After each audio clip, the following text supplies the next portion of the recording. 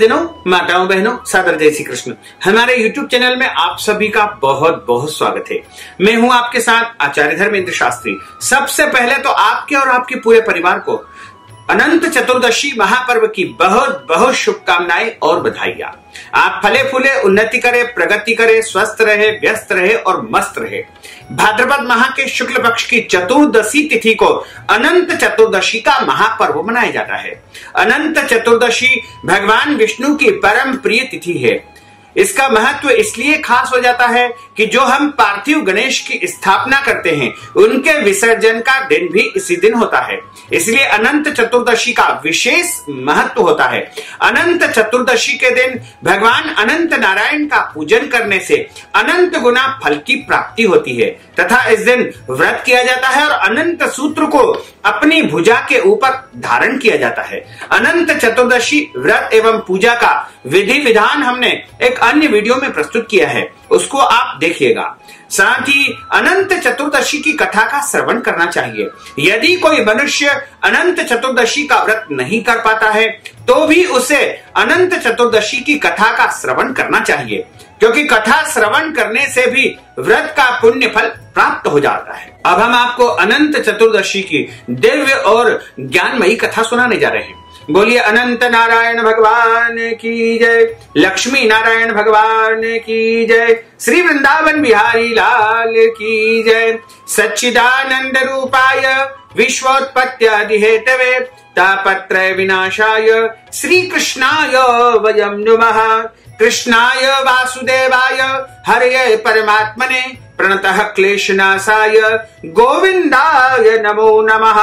वसुदेव सुतं देवं कंस चाणूरमर्दनम देवकी परमानंदम कृष्णम वंदे जगद्गुरुम। बोलिए श्री वृंदावन बिहारी लाल की जय, लक्ष्मी नारायण भगवान की जय। श्री सूत जी महाराज बोले कि नैमिषारण्य में पूर्व समय में गंगा तट पर महाराज युधिष्ठिर ने जरासंध के वध के लिए राजसू यज्ञ किया। राजा युधिष्ठिर ने भगवान श्री कृष्ण, भीमसेन और अर्जुन के साथ में यज्ञशाला में जो अनेकों प्रकार के रत्नों से सुशोभित मोती के समान कांति वाली इंद्र सभा के सदृश शोभायमान हो रही थी, उसमें यज्ञ के निर्मित सभी राजाओं को बुलाया गया। उसी समय गांधारी का पुत्र दुर्योधन उस यज्ञशाला में आया। दुर्योधन वहां सूखे आंगन वाले को जल से भरा देख करके वस्त्रों को उठा करके धीरे धीरे चल रहा था। उसे देख करके द्रौपदी आदि वहां पर जो स्त्रियां मौजूद थी वो हंसी और आगे जल के स्थान को सूखा देख करके दुर्योधन चलते हुए जल में गिर पड़ा। उस समय संपूर्ण तपस्वी राजा तथा द्रौपदी आदि स्त्रियों ने दुर्योधन का उपहास किया। यह देख करके दुर्योधन अत्यंत क्रोधित हो गया और दुर्योधन को जो है हंसी हंसी में द्रौपदी ने कह दिया कि अंधे का पुत्र अंधा ही होता है। उसके बाद यज्ञ संपन्न होने पर वह अपने मामा शकुनी के साथ हस्तिनापुर को चला गया। उस समय शकुनी ने दुर्योधन से मधुर वचन कहे कि हे राजन, आप अपने क्रोध को अपने कार्य के लिए छोड़ दे, क्योंकि जुआ खेलने से आप सारे राज्य को प्राप्त कर सकते हैं। हे राजेंद्र, यज्ञ मंडप को चलने के लिए उठिए, ऐसा ही हो कह करके दुर्योधन यज्ञ मंडप में आए। इतने में सभी राजा यज्ञ समाप्त करके अपने अपने देश को चले गए। उसके पश्चात राजा दुर्योधन ने हस्तिनापुर में आकर के युधिष्ठिर, भीम, अर्जुन आदि पांडु पुत्रों को बुला करके जुआ खेलना आरंभ किया। कपट से उनके राज्य को स्वयं हड़प लिया और निरपराधी पांडवों को जीत करके वन में उन्हें भेज दिया गया। अब पांडव वन वन भटकने लगे, घूमने लगे। यह समाचार सुन करके भगवान श्री कृष्ण पांडवों को देखने की इच्छा करके उनके पास वन में जा पहुंचे।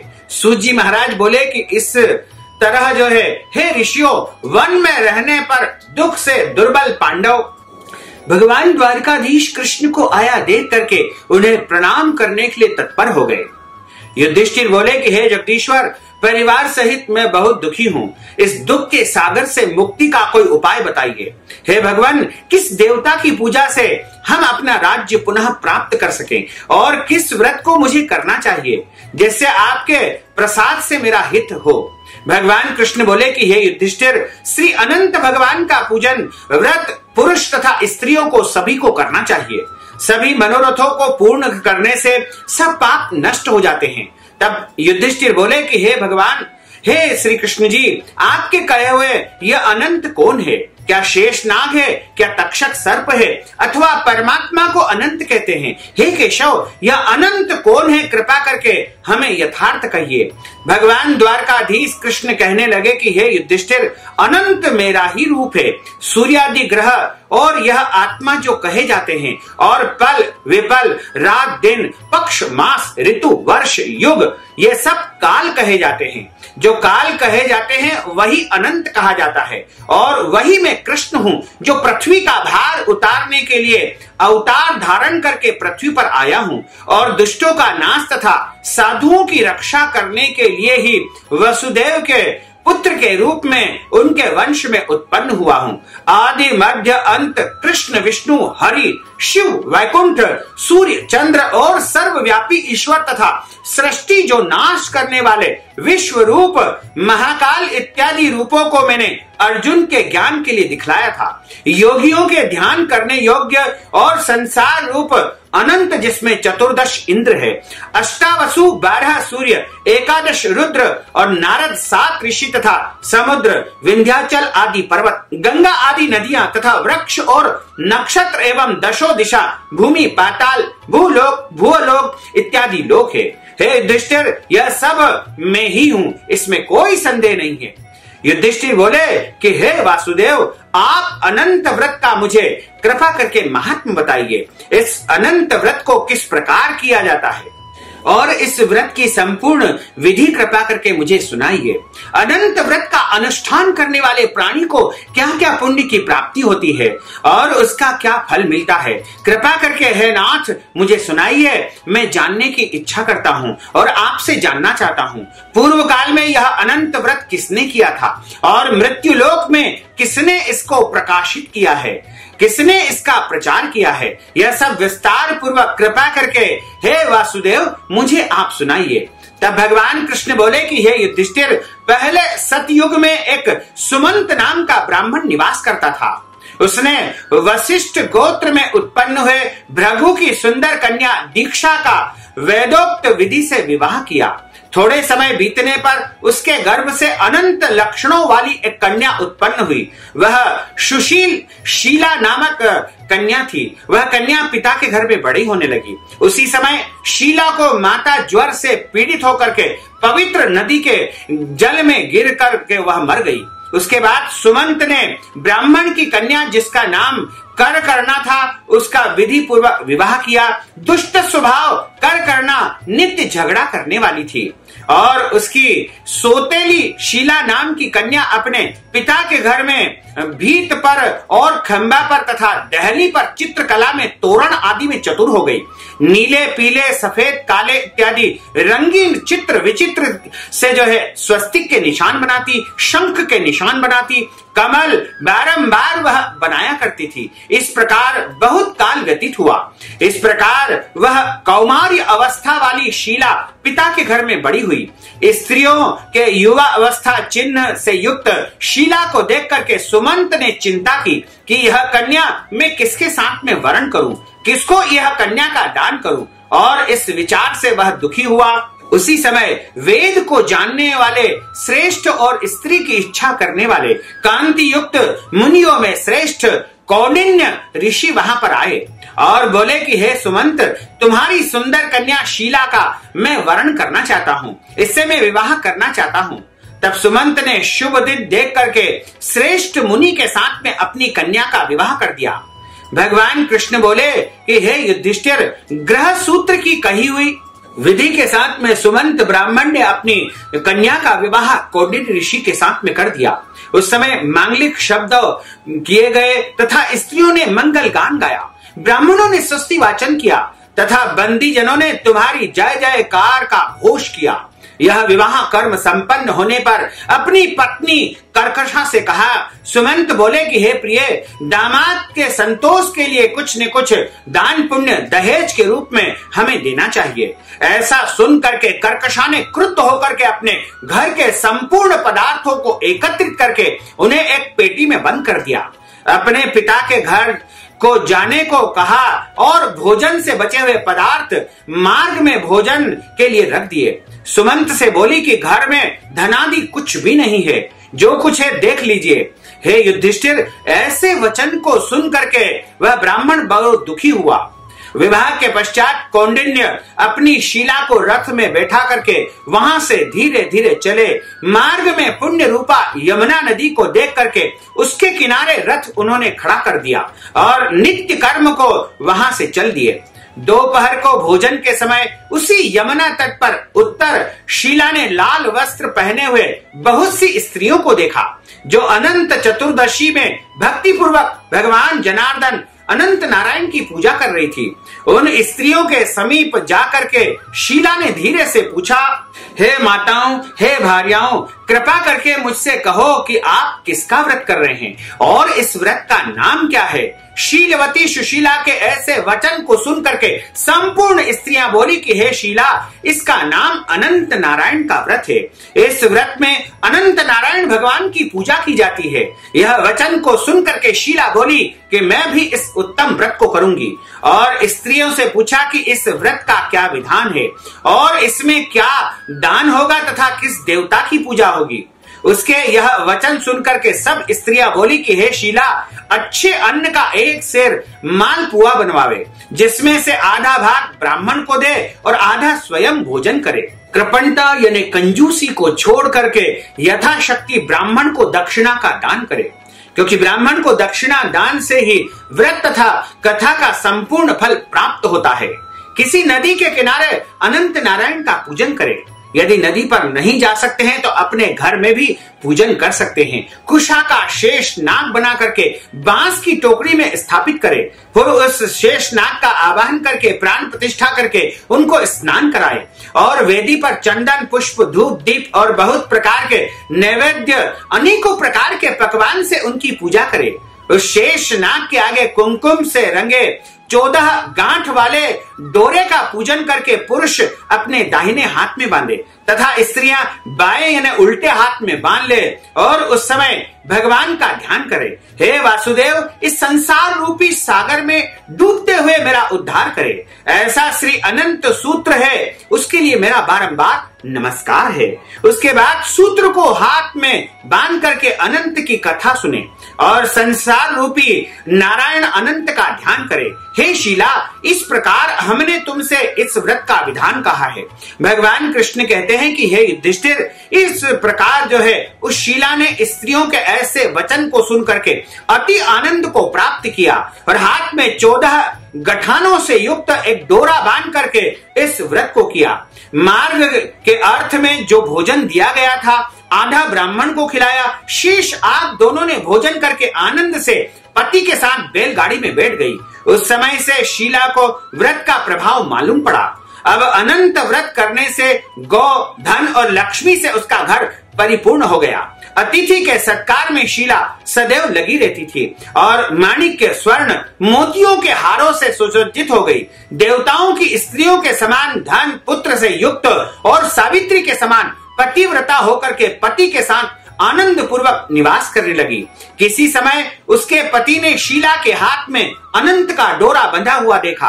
पूछा, हे शीला, इस डोरे को तूने मुझे वश में करने को बांधा है?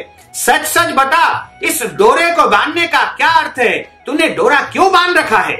शीला बोली कि हे स्वामी, जिन भगवान अनंत नारायण के प्रसाद से मनुष्य इस लोक में धन, धान्य आदि संपत्ति को प्राप्त करते हैं, वैभव को प्राप्त करते हैं, सुख को प्राप्त करते हैं, अपने मन की इच्छाओं को परिपूर्ण करते हैं, उसी अनंत के डोरे को मैंने अपनी भुजा पर धारण किया है। शीला के ऐसे वचन को सुनकर के उसके पति कौंडिन्य ऋषि ने लक्ष्मी के मद से, अहंकार से अनंत के डोरे को तोड़ डाला और बोला कि यह अनंत कौन है? उस मूढ़ ने डोरे को जलती हुई अग्नि में डाल दिया और उस डोरे को जला दिया। हाय हाय करके दौड़ती हुई शीला ने अनंत सूत्र को अग्नि से निकाल करके दूध में डाल दिया। इन कर्मों के फल से कौंडिन्य ऋषि का सारा ऐश्वर्य नष्ट हो गया। जो भी धन वैभव संपत्ति उन्हें प्राप्त हुई थी वो सब नष्ट हो गई। चोर उसकी गायों को चुरा ले गए, आग से उसका सारा घर जल गया। जो पदार्थ जिस प्रकार से आया था उसी प्रकार से नष्ट हो गया। अपने स्वजनों से कलह तथा बंधुओं से भाइयों से नित्य प्रति झगड़ा होने लगा। उसी अनंत के डोरे को तोड़ने से घर में दरिद्रता आ गई, गरीबी आ गई, दुख आ गया और सभी प्रकार के कष्ट उसके घर में मौजूद हो गए। भगवान बोले कि हे युधिष्ठिर, उससे कोई मनुष्य बोलता भी न था। शरीर में अत्यंत दुखी होकर के वह बोला कि हे शीले, मुझे अकस्मात शोक क्यों लगा है? क्या कारण है? मेरा सर्वस्व, मेरा धन वैभव सब कुछ नष्ट हो गया है। कोई तो बात है, कोई बात मुझे बताओ, क्योंकि कोई भी मुझसे बात नहीं कर रहा है और देह में नित्य पीड़ा हो रही है। हे शीले, मुझसे क्या अपराध हुआ है? क्या करने से मेरा कल्याण होगा? पति के ऐसे वचन सुनकर के शीला बोली कि हे स्वामी, आपने अनंत नारायण के डोरे का अपमान किया है और उस डोरे को आपने अग्नि में जला दिया है। उसी पाप का यह परिणाम है। हे महाभाग, भविष्य में द्रव्य आदि सब होंगे, परंतु उसके लिए आप उपाय करो। शीला के वचन को सुनकर के वह अत्यंत दुखी होकर के तप करने का संकल्प लेकर के वायु भक्षण करके तप करने का विचार करने लगा। ऐसे जगदीश्वर अनंत का दर्शन, जिसकी प्रसन्नता से द्रव्यादि पदार्थ मिलते हैं, उसके आक्षेप से यानी अपमान से सर्वस्व नष्ट हो जाता है। वह अनंत नारायण मुझे कहां पर मिलेंगे? धनादि पदार्थ होने के सुख तथा दुख से यह विचार करता हुआ वह निर्जल वन में घूमने लगा और उसने फलों से संपन्न वृक्षों को देखा जिसमें कीड़े पड़ गए। यह देख करके कौंडिन्य ने वन में वृक्षों से पूछा कि तूने किसी स्थान पर अनंत नारायण भगवान को देखा है क्या? हे सज्जन, देखा हो तो मुझे बताओ, क्योंकि उन्हें न देखने से मेरे चित्त में बड़ा दुख हो रहा है। यह सुनकर के वृक्ष ने कहा कि हे कौंडिन्य, मैंने अनंत को कहीं नहीं देखा है। ऐसे उत्तर को सुनकर के कौंडिन्य ऋषि महादुखी होकर के आगे को चलने लगे। भगवान कृष्ण बोलते हैं कि हे युधिष्ठिर, अनंत के दर्शन की लालसा करते हुए ऋषि ने वन में इधर उधर घूमती हुई बछड़ों सहित गौओं को देख करके गाय से पूछा, हे धेनु, तूने अनंत को देखा हो तो मुझे बताओ। यह सुनकर के गाय ने कहा कि हे द्विज, मैं अनंत को नहीं जानती हूँ। आगे चल करके एक बेल को देखा। ऋषि ने उससे पूछा कि हे गोस्वामिन, तूने अनंत को देखा है क्या? बेल बोला कि मैंने अनंत को कहीं नहीं देखा है। तब कौंडिन्य ऋषि आगे चल करके दो पुष्करणियों को देखा जिनके किलोल से परस्पर लहरें मिल रही थी और कमल कुमुदनी बहुत प्रकार की शोभा दे रही थी। भ्रमर, हंस, चकवा तथा सारस, बगला जाति के पक्षी क्रीड़ा कर रहे थे। उस कौंडिन्य ने पुष्करणियों से पूछा कि तुम दोनों ने अनंत को देखा है क्या? यह सुनकर के पुष्करणियों ने उत्तर दिया कि हे द्विज, हमने अनंत को नहीं देखा है। आगे चल करके उसने गधा तथा हाथी को देख करके उनसे पूछा कि तुमने अनंत को देखा है क्या? उससे भी संतोषजनक उत्तर न मिलने पर उसकी आशा नष्ट होने लगी और वह वन में बैठ गया। हे युधिष्ठिर, कौंडिन्य ऋषि जीवन की आशा को छोड़ करके विह्वल होकर के बहुत गरम गरम श्वासें छोड़ने लगा और पृथ्वी पर गिर पड़ा। थोड़ी समय में सावधान होने पर उसने कहा कि हे अनंत, वृक्ष पर मरने के लिए फांसी डाली ही थी, तभी अनंत नारायण वहां पर प्रत्यक्ष रूप में प्रकट हो गए और ब्राह्मण का रूप धारण किए। अनंत ने कहा कि हे द्विज, इधर आओ, और उसका दाहिना हाथ अनंत भगवान ने पकड़ करके पर्वत की गुफा में चले गए। वहां सुंदर स्त्री पुरुषों युक्त ऋषि को अपनी पुरी को दिखाया। वहां पर एक दिव्य सिंहासन पर बैठ करके शंख, चक्र, गदा और पद्म और गरुड़ सहित विश्व रूप अपनी विभूतियों के भेद से अधिक तेज और कौस्तुभ मणि सहित वनमाला धारण किए हुए थे। उन देवताओं के देव जो किसी ने से पराजित नहीं होने वाले हैं, उन विश्व रूप को कौंडिन्य ऋषि देख करके उनकी स्तुति करने लगे। हे पुंडरीकाक्ष, मैं पापी हूँ, पाप कर्म करने वाला पापात्मा हूँ, पाप से उत्पन्न हूँ, आप मेरी रक्षा करें और मेरे पापों का हरण करे। हे जगदीश्वर, आज मेरा जीवन तथा जन्म दोनों धन्य हो गया है। आपके चरणों पर मेरा मस्तक भ्रमर के समान स्पर्श कर रहा है। कौंडिन्य ऋषि के वचन को सुनकर के अनंत देव मधुर वाणी से बोले कि हे कौंडिन्य, तुम निर्भय होकर के अपने मन की बात मुझसे बताओ। तब कौंडिल्य ऋषि कहते हैं कि मैंने अपनी संपत्ति के घमंड में आकर के अनंत के डोरे का अपमान किया है, उसकी निंदा की है, जिससे मेरी सारी संपत्ति, सारा वैभव नष्ट हो गया है। स्वजनों से, परिजनों से नित्य मेरा झगड़ा होता है और मुझसे कोई बात नहीं करता है। महा दुखी होकर के आपके दर्शनों के लिए यहाँ पर आया हूँ। अनंत ने दयावश कृपा पूर्वक अपना दर्शन दिया। मैंने जो पाप किया है, कृपा करके उसकी शांति का कोई उपाय मुझे बताइए। भगवान कृष्ण बोले कि हे युधिष्ठिर, भक्ति से संतुष्ट होकर के अनंत देव क्या न देवे। अनंत भगवान बोले कि हे कौंडिल्य, विलंब मत करो, अपने घर को जाकर के 14 साल तक भक्ति पूर्वक अनंत नारायण का व्रत करो। तुम सारे पापों से छूट करके परम सिद्धि को प्राप्त कर लोगे।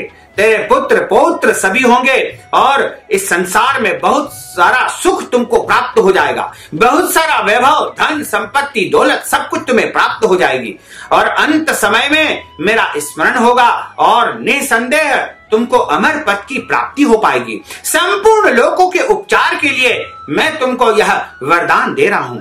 शीलाकृत व्रत की कथा को जो है इस प्रकार यहाँ पर पढ़ने यह सुनने वाला शीला के समान इस अनंत का व्रत करने वाला इस व्रत के प्रभाव से जल्द ही समस्त पापों से छूट करके परम गति को प्राप्त करेगा।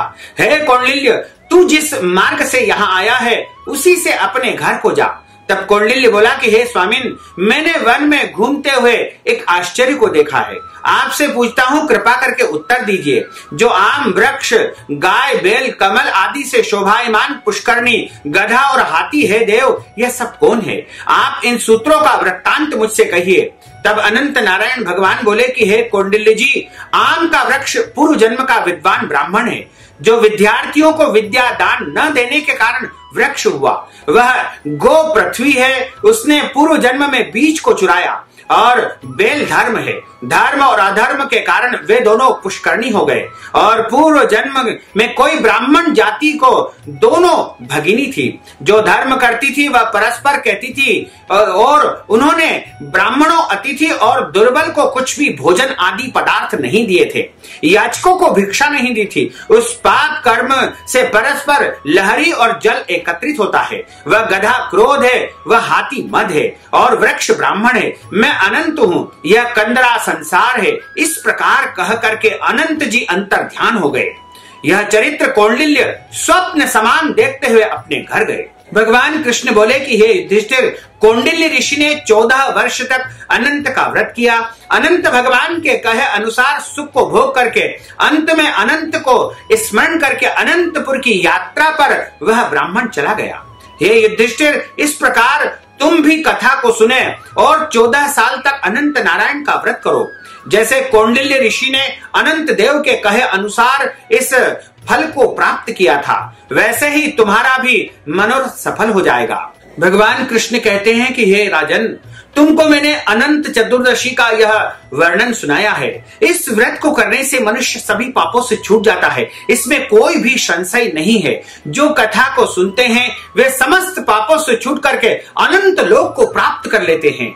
हे कुरुकुलोद्भव, जो कोई शुद्ध चित्त से मनुष्य इस संसार सागर में सुख पूर्वक विहार करना चाहता है, वे त्रिभुवन के स्वामी अनंत भगवान का पूजन करके दाहिने हाथ में सुंदर अनंत देव चतुर्दश जो है ग्रंथि वाला डोरा बांधते हैं। बोलिए अनंत नारायण भगवान की जय। बोलिए श्री वृंदावन बिहारी लाल की जय। गोपाल कृष्ण भगवान की जय। लक्ष्मी नारायण भगवान की जय। अनंत नारायण भगवान की जय। गजानंद गणपति भगवान की जय। अच्युतम केशवम राम नारायणम कृष्ण दामोदरम वासुदेवम हरे श्रीधरम माधवम गोपिका वल्लभम श्री जानकी नायकम श्री रामचंद्रम भजे। जानकी मनोहरम सर्वलोक नायकम श्री शंकरादि सेवितम पुण्य नाम कीर्तनम श्री राम राम राम राम राम राम नाम तायकम, राम कृष्ण वासुदेवा भक्ति मुक्तिदायकम, राम कृष्ण वासुदेवा भक्ति मुक्तिदायकम, राम कृष्ण वासुदेवा भक्ति मुक्तिदायकम। भक्तजनों, माताओं बहनों, आपसे अनुरोध है कि आपने इस ज्ञानवर्धक कथा को सुनी है। यदि आप कथा सुनने का संपूर्ण पुण्य फल प्राप्त करना चाहते हैं तो आपको अपनी श्रद्धा के अनुसार, अपनी भक्ति के अनुसार, अपनी हैसियत के अनुसार ब्राह्मण को दान दक्षिणा अवश्य प्रदान करना चाहिए। यदि आप हमें नगद राशि के रूप में दान दक्षिणा भेजना चाहते हैं तो आपके लिए हमने पेटीएम, गूगल पे, फोन पे तथा अकाउंट की व्यवस्था कर दी है। उसके माध्यम से आप अपनी श्रद्धा के अनुसार द्रव्य दक्षिणा या नगद राशि अवश्य ही प्रदान करें, जिससे आपको संपूर्ण पुण्य फल इस कथा का प्राप्त हो पाएगा। साथ ही आपसे अनुरोध है कि इस वीडियो को अधिक से अधिक लोगों को शेयर करिएगा, लाइक करिएगा, कमेंट करिएगा और यदि अभी तक आपने सब्सक्राइब नहीं किया तो अभी और इसी समय सब्सक्राइब अवश्य कर लीजिए। आपको और आपके पूरे परिवार को सादर जय श्री कृष्ण, सादर धन्यवाद।